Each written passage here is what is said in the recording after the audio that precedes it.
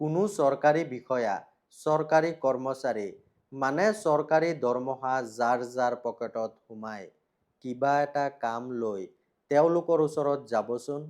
পইচা নিদিলে কিছুমানৰ যেন গায়ে নলৰে। ঘোচ লওঁতে জিভা 1 হাতমান দীঘল হৈছে।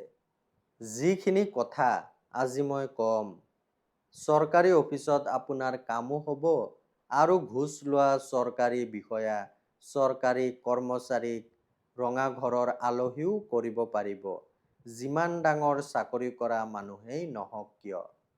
আপোনাৰ পৰা 1 টকাও যদি ঘোচ বিচাৰে নিদিওঁ বুলি কেতিয়াও নক'ব। সময় এটা লৈ আহিব, পিছৰ কাম হ'ব। ভিজিলেন্স এণ্ড এণ্টি কৰাপশ্যনক খবৰ দিয়া। Address, phone number, mail ID এই গোটেইখিনি মোৰ ভিডিঅ'ৰ স্ক্ৰীনত দিয়া আছে, ছেভ কৰক। তেতিয়া কেনেকৈ কি কৰিব লাগে তেওঁলোকে আপোনাক গোটেইখিনি কথা বুজাই দিব। যদি ঘোচ লওঁতে ধৰাত পৰে, prevention of corruption act section 7ত শাস্তি হ'ব 3 বছৰৰ পৰা 7 বছৰলৈকে কাৰাদণ্ড, লগতে জৰিমনা। কাৰোবাৰ ভিডিঅ'টো কামত আহিব পাৰে। অনুগ্ৰহ কৰি শ্বেয়াৰ কৰিব। আইনী সজাগতাৰ বাবে মোক ফ'ল' কৰক। ধন্যবাদ।